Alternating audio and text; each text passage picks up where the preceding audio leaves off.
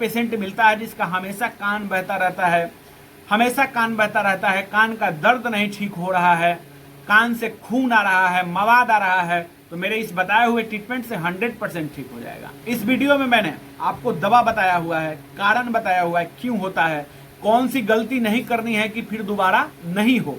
ठीक, वीडियो में all detail है। तो हेलो फ्रेंड्स, मैं डॉक्टर आशुतोष रंजन अपने channel doctor Ashutosh Ranjan medical class में आप लोगों का स्वागत करता हूं। आज का मेरा टॉपिक है ईयर ट्रीटमेंट। आपने देखा होगा हमेशा बहुत लोगों की ये समस्या है कि उनका कान हमेशा ही बहता रहता है। मैं आपको ऐसा ट्रीटमेंट बताऊंगा मात्र 10 दिन में ठीक हो जाएगा, फिर दोबारा नहीं होगा। ठीक है, ये मेरा दावा है कि 100% जो है ठीक हो जाएगा 10 दिन में और फिर दोबारा नहीं होगा। ठीक, सबसे पहले और कान सफाई करने का तरीका भी जानेंगे कि कान कैसे साफ आप करेंगे, इसका भी तरीका जानेंगे। बहुत लोग गलती करते हैं कान सफाई में, जो है इंस्ट्रूमेंट का इस्तेमाल करते हैं। इंस्ट्रूमेंट का इस्तेमाल करते हैं और इंस्ट्रूमेंट क्या होता है, एकदम फाइन इंस्ट्रूमेंट होता है, पतला पतला इंस्ट्रूमेंट होता है। कभी कभी ऐसा होता है कि व्यक्ति जो है कान अगर हिला दिया, कोई बच्चा है हिला दिया, तो क्या होता है कि वो कान का जो चदरा है उस इंस्ट्रूमेंट से रैप्चर हो जाता है, छेद हो जाता है। तो वो आपके यहाँ इलाज कराने के लिए आया और आपने उसे एक बीमारी और दे दिया। ठीक, तो ये भी जानेंगे, सेफ तरीका भी जानेंगे इस वीडियो में, दवा जानेंगे, क्या डोज है इसको जानेंगे, क्या परहेज रखना है कि दोबारा नहीं हो इसको भी जानेंगे। चलिए फ्रेंड, कुछ कारण हैं, इनको पहले जान लेते हैं। जो गलती आपको कभी नहीं करना है इसको जानिए। सबसे पहले देखिए कारण क्या है। ज्यादा जो व्यक्ति, जैसे एक बार कान में घाव हो गया है, ठीक है, जो व्यक्ति ज्यादा खट्टा और मीठा का सेवन करता है उसका जल्दी घाव नहीं ठीक होता है।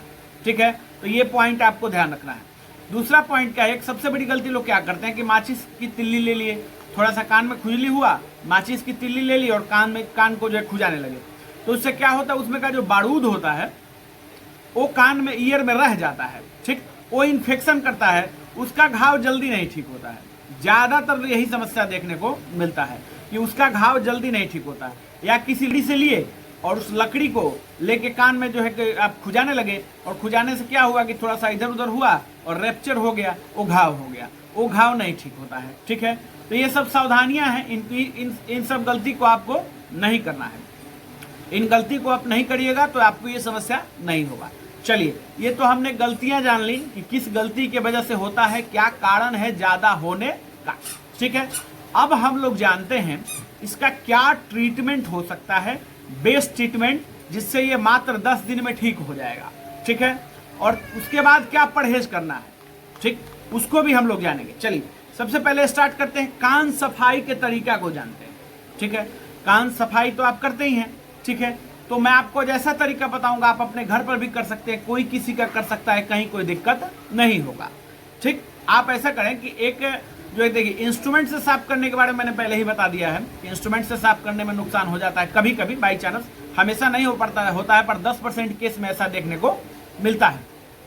तो आप ऐसा करिए कि एक सिरिंज ले लीजिए, 5 ml 10 ml का सिरिंज ले लीजिए। ठीक है, सबसे पहले आपको ईयर ड्रॉप डालना है। ठीक, ईयर ड्रॉप डालिए, एकदम आसानी से कान साफ करना है, उसका तरीका आप जान लीजिए। सबसे पहले जो है पेशेंट को ईयर ड्रॉप आप डालिए, 5 बूंद जो है ईयर ड्रॉप डालिए। जो भी ईयर ड्रॉप आपके पास है, मैं ईयर ड्रॉप आपको बताऊंगा कौन सा डालना है।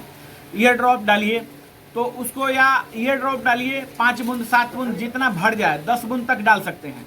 तो 1-2 टाइम ऐसे करेंगे तो क्या होगा कि इसमें जितना भी कचरा होगा वो फूल जाएगा। ठीक है, फूल जाएगा, उसको बाद उसको आसानी से आप उसको आसानी से साफ कर सकते हैं।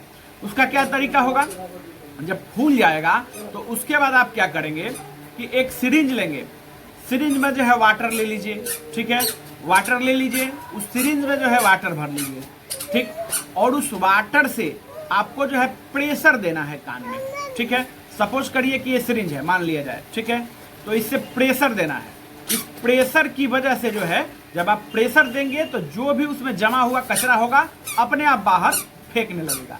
आप 2-4 बार 5 बार 7 बार ऐसा करेंगे तो अपने आप जो है ये कचरा फेंकने लगेगा और कोई नुकसान भी पेशेंट को नहीं होगा।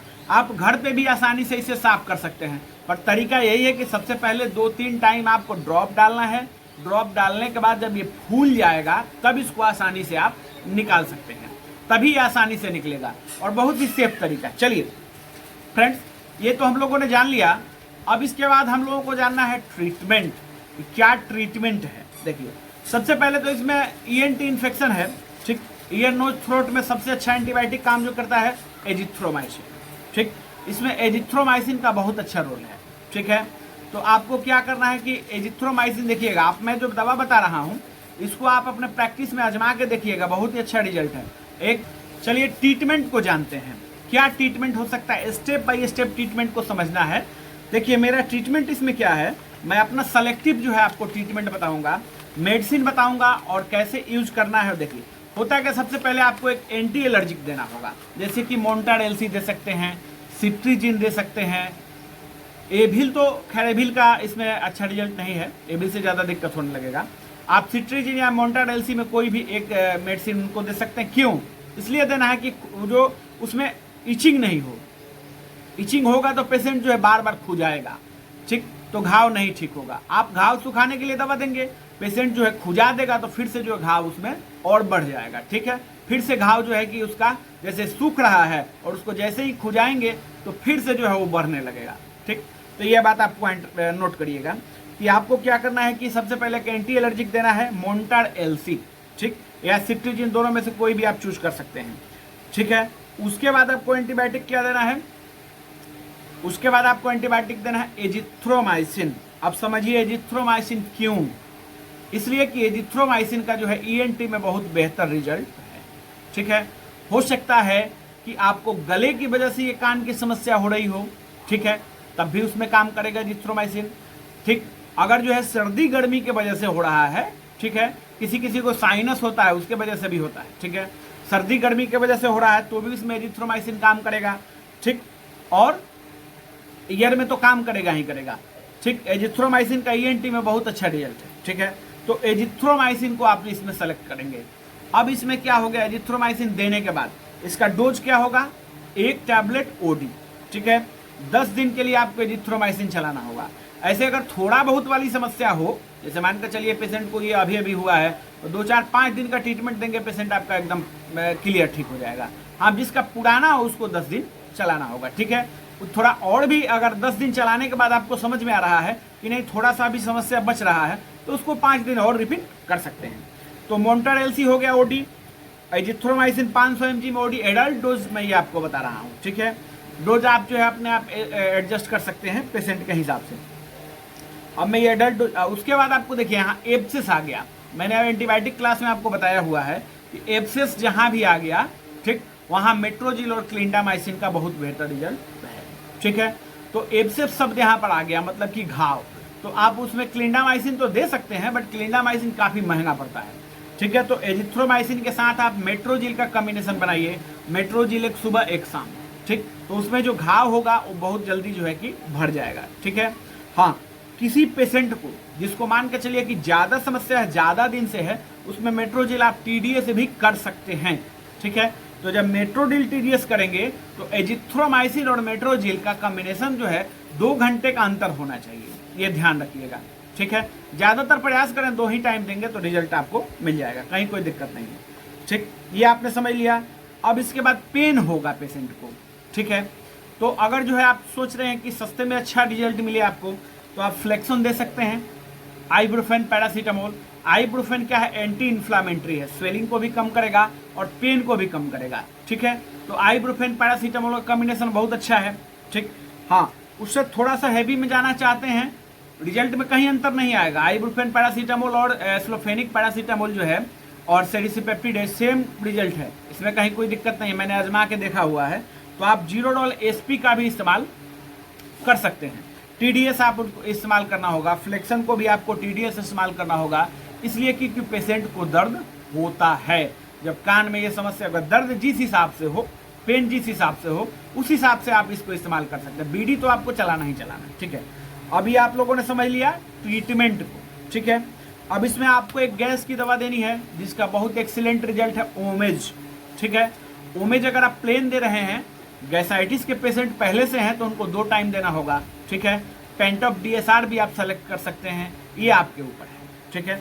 बट मेरा ट्रीटमेंट ये कितने दिन के लिए होगा, 10 डेज के लिए होगा, 10 दिन के लिए दवा देना है। डोज आपने समझ लिया है कैसे देना है, ठीक है।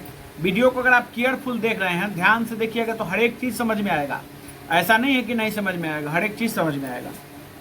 अब इसके बाद इसमें कौन सा ईयर ड्रॉप सेलेक्ट करना है, ठीक है। तो ईयर ड्रॉप आपको सेलेक्ट करना है जिस ईयर ड्रॉप में नियोमाइसिन, बिकेलामिथासोन, क्लोट्रिमिकाजोल और लिग्नोकेन हो। इसमें आपको ईयर ड्रॉप कौन सा देना होगा? जिस ड्रॉप में नियोमाइसिन, बिकोलामिथासोन, क्लोट्रिमिकाजोल और लिग्नोकेन हो। इसका कारण क्या है समझिए, इसमें बेस्ट कॉम्बिनेशन है, ठीक है। इसका क्या क्यों मैं बता रहा हूं कि ये जिस ड्रॉप में ये सब कॉम्बिनेशन है उसको देना, क्योंकि इसमें एंटीबायोटिक हो ही गया, एक स्टेरॉइड हो गया, एक एंटी फंगल हो गया, और एक लिग्नोकेन का काम क्या है कि दर्द जो उसको हो रहा होगा पेशेंट को, वहां पर जो है वो लोकल एनेस्थीसिया है उसको शून्य कर देगा, ठीक है। तो पेन में भी बहुत जल्दी उसको रिजल्ट मिल जाएगा, बहुत अच्छा पेन में भी आराम मिल जाएगा। ये बहुत ही बेस्ट कॉम्बिनेशन है। आप अपने हिसाब से भी दे सकते हैं, आपके पास अगर इस टाइप का ड्रॉप हो तो। अब नहीं तो मैं आपको बता रहा हूँ, इसका इमेज देख लीजिए। ड्रिप नाम से ड्रॉप मिलेगा, DWD कंपनी का है। आपको जो भी कंपनी मिले, बेस्ट ब्रांड हो, उसको ही इस्तेमाल करें अच्छा रिजल्ट के लिए, ठीक। इसके जगह आप ईयरवेल का भी इस्तेमाल कर सकते हैं, ठीक है। बट अच्छा रिजल्ट चाहिए तो ब्रांड का ही इस्तेमाल आप करिए। तो इसको कैसे देना है? 5 बूंद 3 टाइम, ठीक। तो 5 बूंद 3 टाइम इसको देना है। ये ट्रीटमेंट आपको टोटल 10 दिन के लिए चलाना है, ठीक है। अब इसमें परहेज, मैंने कहा था ये 100% ठीक हो जाएगा, जिंदगी में दोबारा नहीं होगा, ठीक है। ये परहेज यही रखना है कि पेशेंट को खटाई नहीं देना है। उसको बताना है आप खटाई का इस्तेमाल ज़्यादा नहीं करेंगे, क्योंकि अगर खटाई ज़्यादा इस्तेमाल कर रहा है, मीठा का ज़्यादा इस्तेमाल कर रहा है, या पेशेंट फिर से जो है कि खुजाने लगा, माचिस की तिल्ली लेके या किसी चीज़ से खुजाने लगा, तो फिर से घाव हो ही जाएगा, ठीक। तो इस चीज़ का पेशेंट को समझा देना है और आप ट्रीटमेंट देंगे, निश्चित ही पेशेंट ठीक हो जाएगा। मेरे वीडियो को लाइक कर दीजिएगा, शेयर कर दीजिएगा, मेरे चैनल को जरूर विजिट करिएगा। अच्छे अच्छे हेल्थ टॉपिक्स मेरे चैनल पे पड़े हुए हैं। चलिए फ्रेंड्स, धन्यवाद।